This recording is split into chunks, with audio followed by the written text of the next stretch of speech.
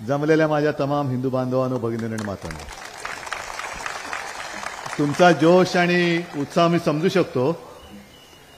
आणि आता तुम्ही जी घोषणा देत होता, आवाज कोणाचा, हा आवाज दिल्लीकरांच्या कानावरती आदळला पाहिजे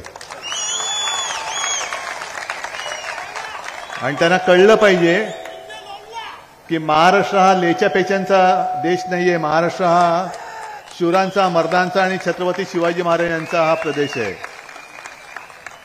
जे आपल्या महाराष्ट्राचं एक वर्णन आहे, राकट देशा, कणखर देशा, दगडांच्या देशा. जर दिल्लीवाले असं समजत असतील की इकडे लाचार, भेकड आणि मिंदे राहतात, तर ते तुमच्याकडे राहतात, आमच्याकडे राहत नाहीत. सगळे जे कोणी लाचार, भेकड आणि मिंदे आहेत, जे होते ते तर भाजपसोबत गेलेत. अजूनही कोणी असतील तर बेधडक जा, भेकडांवर निघून जा. कारण आपल्याला कल्पना आहे, मी नाशिकच्या सभेत बोललो होतो, भेकड जनता पार्टी. उगाचच नाही बोललो काहीतरी बोलायचं म्हणून. ही भेकडांची पार्टी आहे आणि बेडकांची पार्टी आहे. या पक्षातून त्या पक्षात, त्या पक्षातून त्या पक्षात जाणारे बेडूक जनता पार्टी आणि स्वतःमध्ये काही कर्तृत्व नाही, ना नेते जन्माला आले, ना आदर्श जन्माला आले, म्हणून दुसऱ्या पक्षातले घ्यायचे. तर या पक्षाचा नेता चोर करी, त्या पक्षाचा नेता चोर करी. डॉक्टर बाबासाहेब आंबेडकरांना चोरायचं, सुभाषबाबूंना चोरायचं, आपल्या बाळासाहेबांना चोरायचं. काय ही दयनीय अवस्था. आणि असा सगळा म्हणजे काही नीतिशून्य, विचारशून्य पक्ष आपल्या देशावरती गेले 10 वर्ष राज्य करतोय. ह्याची आता मला लाज वाटते. गीते साहेब, तुम्ही मागासच्याही सभेत बोललाय, आत्ताही जोरात बोलला की पुढचे मुख्यमंत्री उद्धव ठाकरे असतील, पण त्याच्या आधी लोकसभा आहे. आधी लोकसभा आहे आणि आता सुरुवात तळागाळातून नाही, आता कळसालाच हात घालायचा. पहिला कळसावरतीच आपला भगवा फडकवायचा. ज्यांनी या आपल्या शिवरायाच्या पवित्र भगव्यामध्ये छेद द्यायचा प्रयत्न केलाय, माझ्या या भगव्याला कलंक ज्यांनी लावलेला आहे, आणि त्यांना असं वाटतं की त्यांचं फडकं म्हणजे देशाचा राष्ट्रध्वज. तसं नाहीये ते. छत्रपती शिवरायाचा खरा भगवा काय आहे तो आम्ही लाल किल्ल्यावरती पुन्हा फडकून दाखवूच, ही आमची प्रतिज्ञा आहे. आणि अलिबागकरांचं तर दुहेरी कर्तव्य आहे. कारण अलिबाग आणि रायगड लोकसभा आणि अलिबाग विधानसभा, तुम्हाला दोनदा गद्दारांना गाडायचंय. डबल गद्दारी झालेली आहे. आणि नुसतीच गद्दारी नाही, एक 8-15 दिवसापूर्वी जो एक निर्णय दिला लवादानी, मी लबाडानी म्हणालो, ते पण तुमच्या इथलेच कुठले तरी आहेत, मला वाटतं रेवसचे वगैरे आहेत ना. म्हणजे हा या मातीला लागलेला कलंक आहे. मी कलंक शब्द मागे बोललो होतो तर खूप झोमला होता. कोणाला बोललो होतो तुम्हाला माहिती आहे. पण दुसरं बोलायचं तरी काय, दुसरं मला समानार्थी शब्द द्या, मी तो बोलतो. नाही, आता जे बोललो तो इथल्या ज्यांनी आपल्या सगळ्या 10व्या परिशिष्टाची चिरफाड करून जो उफराटा म्हणजे विक्षिप्त उलटा निर्णय दिला त्याच्याबद्दल बोलतोय. नाही, तुम्हाला माहिती आहे, कारण तुम्ही त्यांचे गावकरी आहात, त्याच्यामुळे तुम्ही जास्त ओळखता त्यांना आणि त्यांचं वर्णन तुम्ही योग्य करू शकता. आम्हाला हल्ली दिसले ते. हल्ली म्हणजे पूर्वी आपल्यात होते. नाही, ज्याला काय म्हणाल तुम्ही, काय आहात? दलाल, जमिनीचे दलाल, माहित नाही मला. पण त्यांनी एक गोष्ट लक्षात ठेवलं पाहिजे की नशिबाने मोठी एक जबाबदारी दिली, असं नशीब कोणात नसतं. म्हणजे अध्यक्षांची एक परंपरा आहे, लोकसभा अध्यक्षांची एक परंपरा, विधानसभा अध्यक्षांची एक परंपरा. त्या परंपरेला साजेसं काम त्यांनी करायला पाहिजे होतं. म्हणून आपण जे म्हणतो ना, काही लोक, व्यक्ती, ह्या किती, जसं तुम्ही आता चौल या नगरीचं वैशिष्ट्य सांगितलं, तसंच एका व्यक्तीचं वैशिष्ट्य असतं. म्हणजे वर्षांमागून वर्ष जातात तरी देखील न्यायमूर्ती म्हटल्यानंतर पहिलं नाव येतं ते रामशास्त्री प्रभूणे. कायद्यासमोर कोणीही नाही, सगळे समान आहेत. न भीता न डगमगता त्यांनी निर्णय दिला होता, देहांत प्रायश्चित्त. आणि जे लाचार असतात, दलाल असतात, त्यांना फक्त जे समोर कागद येतो तो वाचून दाखवायचा असतो. या सगळ्या गोष्टीचा आता कुठेतरी तुकडा पाडायची वेळ आलेली आहे. आता सुद्धा आजच वृत्तपत्रात बातमी आलेली आहे की चंदीगडचा महापौर त्यांनी कसा जिंकला तुम्हाला कळलं ना? उघड उघड जणू काय तुम्ही नाहीच आहात. आपण नेहमी असं म्हणतो की मांजर दूध पिताना डोळे मिटून पिते, पण तिला हे माहिती नसतं जगाचे डोळे उघडे असतात. तर या बोक्यांना माहित नाही तुम्ही जे काय सत्तेचं दूध पिता आहात, जग बघते तुमच्याकडे, संपूर्ण जग बघते तुम्ही कसं पिताय. म्हणजे सगळ्या कायद्याचा मुर्दा पाडून, लोकशाहीचा मुर्दा पाडून तुम्ही त्याच्या मड्यावरती तुमच्या सत्तेची खुर्ची ठेवताय. आणि आव काय म्हणतायत? मोठा आव म्हणतायत. आज आता सुद्धा मी मगाच्या सभेत बोललो, तुम्ही कदाचित ऐकलं असेल, या चॅनलवरनं ती बातमी प्रसारित झाली. आपल्या देशाचा म्हणजे निवडणूक पूर्वी एक बजेट द्यावं लागतं. ते बजेट आज निर्मला सीतारामन आपल्या देशाच्या अर्थमंत्री आहेत, त्यांनी मांडला. म्हणजे मी त्यांचं अभिनंदन केलं, कौतुक केलं, कारण त्यांना माहिती आहे की पुढच्या वर्षी, पुढच्या वेळेला बजेट मांडणारं सरकार आहे त्यांचं नसणार आहे. म्हणजे या सरकारचा शेवटचा अर्थसंकल्प मांडणारा मंत्री म्हणून त्यांची नोंद इतिहासात झाली आज. तरी देखील आज त्यांना कळलं, म्हणजे इकडे मोठ्या प्रमाणावरती महिला बसलेल्या आहेत, इकडे मोठ्या प्रमाणावरती पुरुष बसलेले आहेत. सगळे काय सुटाबुटातले आहात का रे तुम्ही? जय आता अनंत गीते साहेबांनी वर्णन केलं की तुम्ही सगळे छोटे मोठे उद्योगधंदे तुमच्या शेवटी रोजीरोटीसाठी जे करावं लागते ते तुम्ही करता, पण तुम्हाला सुखाने खाऊ नाही द्यायचं. यांची वृत्तीच अशी आहे की कोणालाही सुखाने जगूच द्यायचं नाही, त्यांच्या सुखामध्ये मीठ टाकत बसायचं, मीठ टाकायचं, आणि निवडणूक आली का साखर टाकायची. आजचा जो अर्थसंकल्प आहे त्याच्यात त्यांनी मोठा शोध लावलाय. फार काही वर्षांपूर्वी इंदिराजी होत्या, इंदिरा गांधी, त्यांनी एक नारा दिला होता, गरिबी हटाव. आठवतं ना तुम्हाला? आपण त्याही वेळेला विरुद्ध होतो. आपण जे जे नाटक असेल, जे थोतांड असेल त्याला विरोध करतोच, कोणी असला तरी. आणि 10 वर्ष सत्ता भोगल्यानंतर आज यांना साक्षात्कार झाला, आणि तो सुद्धा अशा पार्श्वभूमीवर की महाराष्ट्रामध्ये जातनिहाय सर्वेक्षण सुरू आहे ना. तुमच्या घरी पण येऊन गेले लोक, माझ्याकडे पण काल येऊन गेले, जात कोणती, जात कोणती, जात कोणती. मग इकडे जातीचं सर्वेक्षण सुरू आहे. आणि निर्मला सीतारामन म्हणतात की आम्ही फक्त 4 जातींसाठी काम करणार: महिला, तरुण, त्याच्यानंतर शेतकरी आणि गरीब. आज तुम्हाला 10 वर्ष कळलंच नाही या देशात महिला आहेत. मणिपूरमध्ये त्या 2 महिलांची जी काही धिंड काढली, अत्याचार झाले, तेव्हा तुम्हाला कळलं नाही त्या महिला होत्या त्या. आज माझ्या महाराष्ट्रामध्ये जे शेतकरी आत्महत्या करतायत, त्या शेतकऱ्यांना ना पीक विमा वेळेवरती मिळतोय, ना अवकाळी पाऊस किंवा आपत्तीचं जे संकट आल्यानंतर नुकसान भरपाई जी मिळते ती सुद्धा मिळत नाही. आणि आता तुम्ही शेतकऱ्यांसाठी काम करणार. मला सांगा, तुम्ही गेल्या 5-10 वर्षामध्ये केंद्राच्या माध्यमातून बाकी महाराष्ट्र मोठा आहे, रायगड पण मोठा आहे, केवळ आणि केवळ अलिबाग किंवा चौलमध्ये किती रोजगार आले? बरं, इकडे निसर्ग वादळ आलं होतं ना, नुकसान झालं होतं ना, त्यावेळेला मी मुख्यमंत्री होतो ना, मदत केली होती की नव्हती? नाही, नसेल तर नाही सांगा. मला काही बे नाही, मी कधी खोटं बोलणार नाही, आणि मला खोटं बोलून मतं मिळवायची नाही, अजिबात नाही. जे मी केलं ते मी केलं, आणि नसेल केलं तुम्ही तोंडावर सांगा तू नाही केलंस.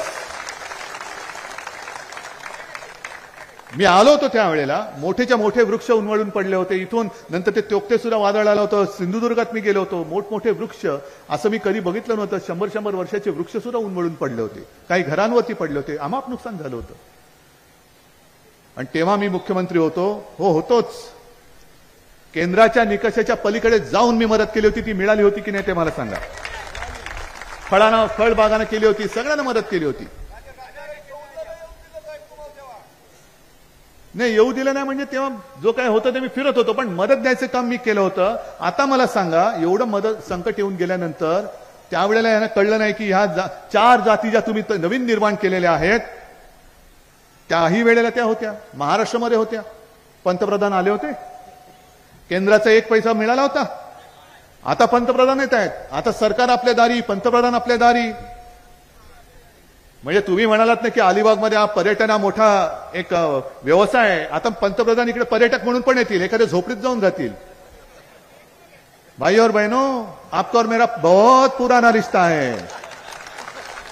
आपका जो समुद्र है वो मेरे गुजरात को भी मिलता है, इतना हमारा बड़ा संबंध है.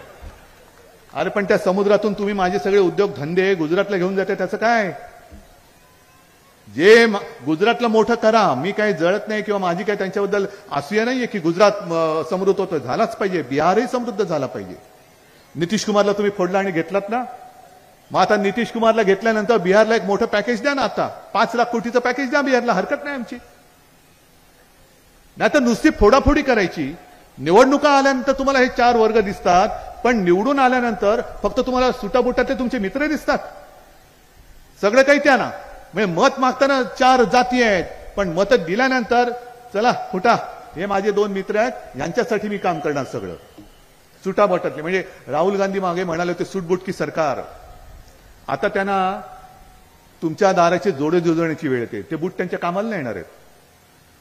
आता जोडे जिजवावे लागतात, कारण त्यांना कळलंय की 10 वर्षाचा कालखंड निघून गेलेला आहे. अरे 10 वर्ष लागली तुम्हाला राम मंदिर बांधायला.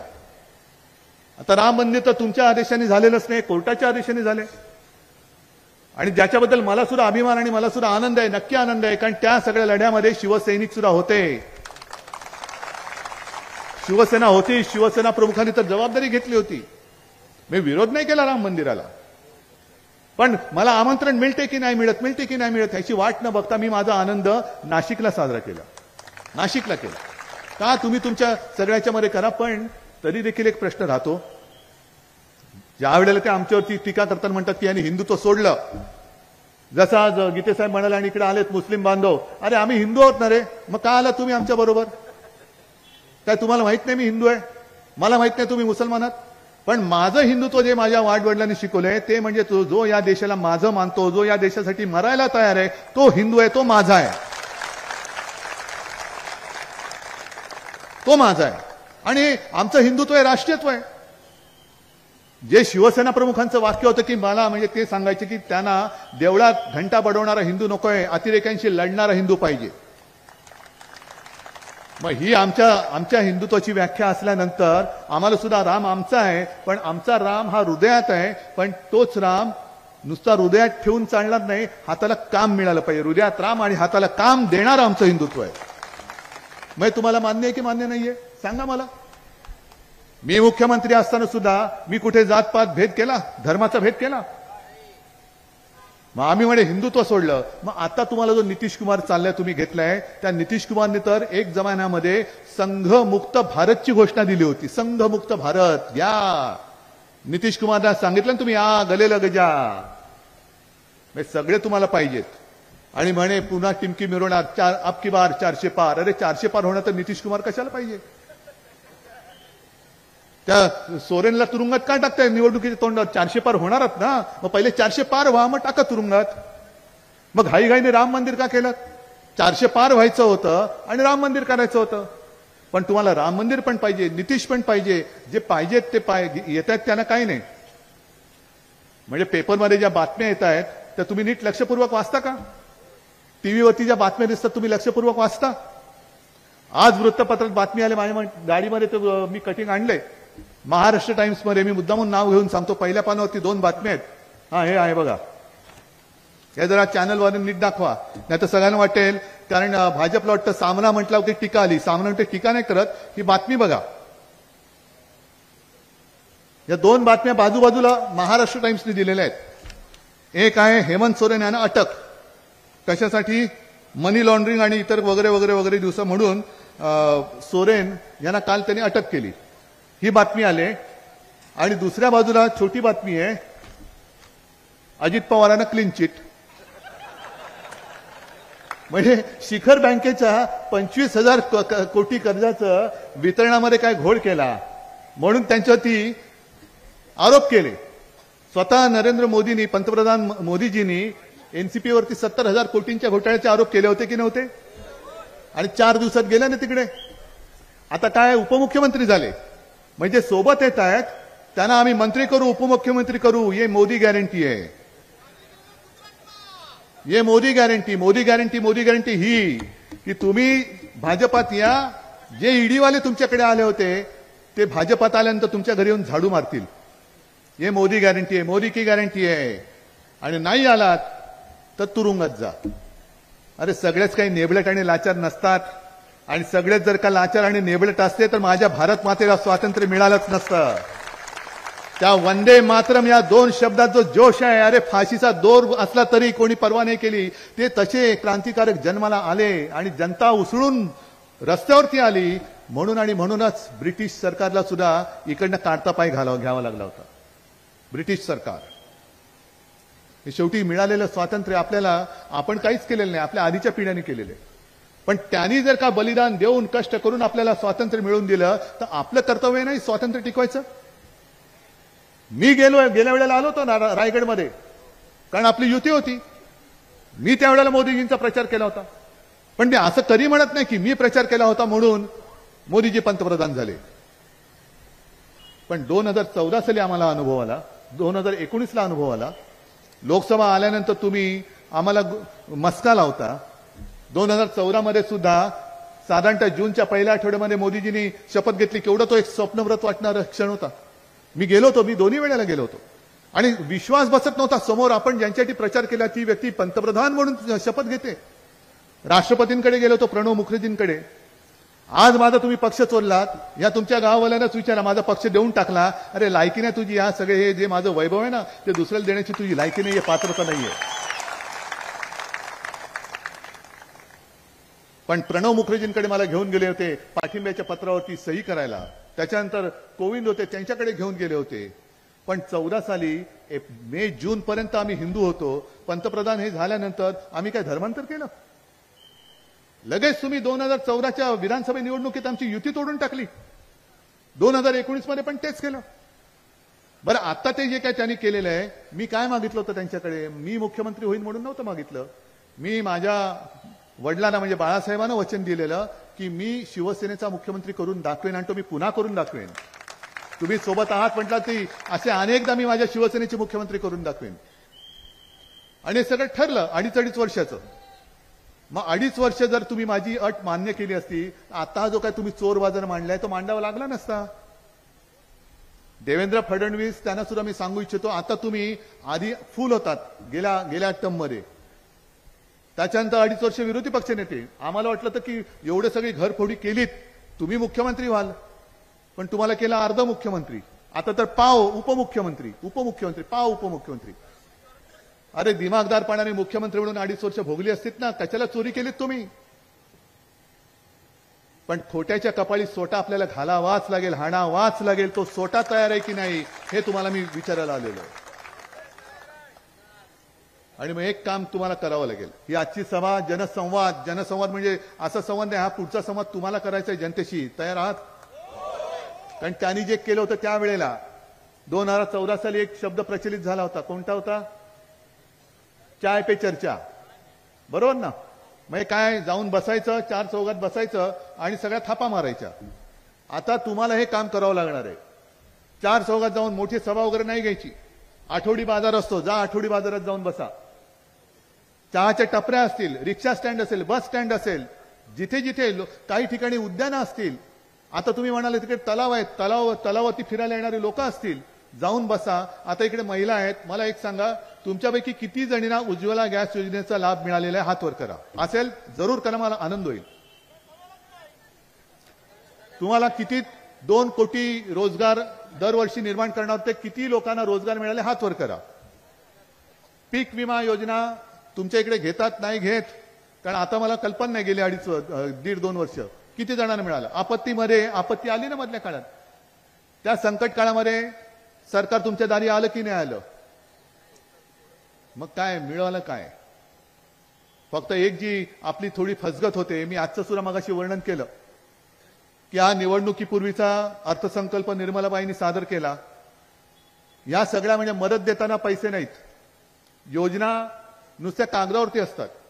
आणि असे जे अर्थसंकल्प निवडणुकीच्या आधीचे असतात ते कसे असतात की जादूगार येतो रिकामी टोपी घेऊन, तो सगळं दाखवतो, टोपी उलटी करून दाखवतो, कोणाला तरी बोलून बघ बाबा तू हात घालून बघ काय लागते हातात, काय नाही. मग तो सांगतो जाऊन बसा. आणि मग जे आज ह्या बाईंनी केलेलं आहे त्या टोपीवरती कापड घालतात आणि कापड घातल्यानंतर तो एक मंत्र म्हणतो, गरीब, तरुण, महिला, शेतकरी. आणि कापड काढून आतनं योजनेचं कबूतर काढून सोडतो. आपण म्हणतो काय कबूतर आहे हो, रिकाम्या टोपीतून काढलं. मी मत ह्यालाच देणार पण नंतर कळतं ती योजना गेली उडून आणि टोपी बसली आपल्याला. मग योजनेची कबूतर उडवायची नुसती आणि रिकाम्या टोप्या मतदारांना घालायच्या. या तुमच्या भगव्या टोप्या वेगळ्या आहेत, कारण त्याच्यामध्ये डोकं आहे आणि त्या डोक्यामध्ये विचार आहे आणि त्या विचारामध्ये हिंदुत्व आहे, राष्ट्रीयत्व आहे. ही टोपी वेगळी आहे. पण हे जे टोपी घालण्याचे उद्योग चाललेले आहेत. आणि दुसरा एक महत्वाचा मुद्दा जो मला सारखा जाणवतोय आणि मी सगळ्यांना सांगतो की इथे सुद्धा काही भाजप विचाराची लोक आली असतील, जरूर या, तुमचं माझं काहीच भांडण नाहीये. RSSची लोक आली असतील, जरूर या, तुमचं माझं काहीच भांडण नाहीये. आपण सुद्धा एका हिंदुत्वासाठी वेडी झालेली माणसं आहोत, राष्ट्रासाठी देशासाठी वेडी झालेली माणसं आहोत.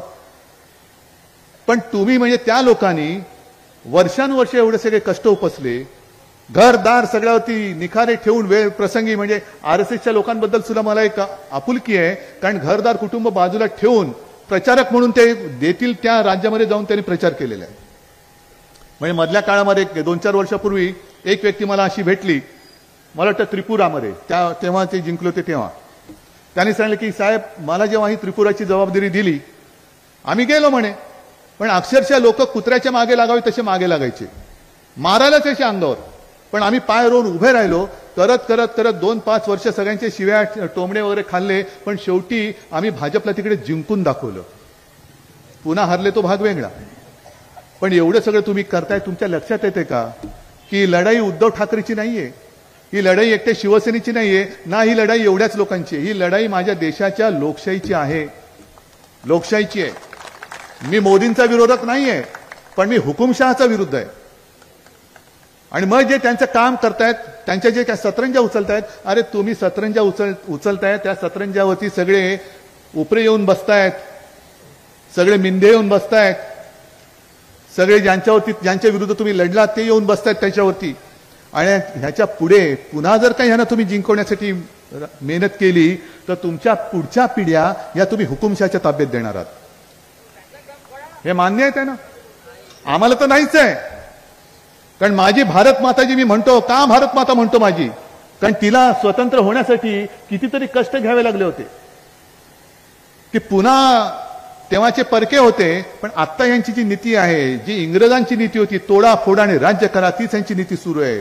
जातीपातीत भांडणं लावायची, 2 समाजामध्ये भांडणं लावायची, हिंदू मुस्लिम दंगे, हिंदूंमध्ये दंगे, मुसलमानांमध्ये दंगे, यांच्यामध्ये दंगे, आणि आपल्या पोळ्या शेकायच्या. आमचं हिंदुत्व हे घरातली चूल पेटवणारं हिंदुत्व आहे, घर पेटवणारं आमचं हिंदुत्व नाहीये. आणि मला खात्री आहे की आज ही नुसती एक छोटी माझी भेट आहे. मी तुमच्या इकडे आलो, मला पण बरं वाटलं चौलमध्ये मी आलो, कारण नंतर लोकसभेची निवडणूक आता वाजेलच बिगुल, कारण अर्थसंकल्प झालाय, राम मंदिर झालं, आता राम मंदिर होऊन गेलं, आता काम भरोसे बोला ना, किती दिवस राम भरोसे मतं मागणार? 95-90 पासून तुम्ही राम भरोसे मतं मागताय, झालं राम मंदिर, आता काम भरोसे बोला. 10 वर्ष तुम्ही काही केलं नाहीत. आणि इथल्या पर्यटकांसाठी सुद्धा जे काही व्यावसायिक आहेत, तुम्ही मला सांगा, आपल्या सरकार होतं तेव्हा तुम्हाला त्रास होता का? नाही असेल तर हो सांगा, नसेल तर नाही सांगा, पण जे बोला ते जोरात बोला. मग तुम्हाला मी वचन देतो, कारण इकडे मोठा चांगला छान किनारपट्टा लाभलेला आहे. सगळे जे काय आहेत विनाशकारी प्रकल्प हे माझ्या कोकणामध्ये, म्हणजे मध्ये पंतप्रधान सिंधुदुर्गाला येऊन गेले, किल्ल्यात नव्हते गेले पण येऊन गेले, एक महाराजांचा पुतळा उभारला, नौदल दिन साजरा केला, पण जाताना पाणबुडी पर्यटन प्रकल्पही गुजरातला घेऊन गेले. क्रिकेटची मॅच फायनल कुठे नेली?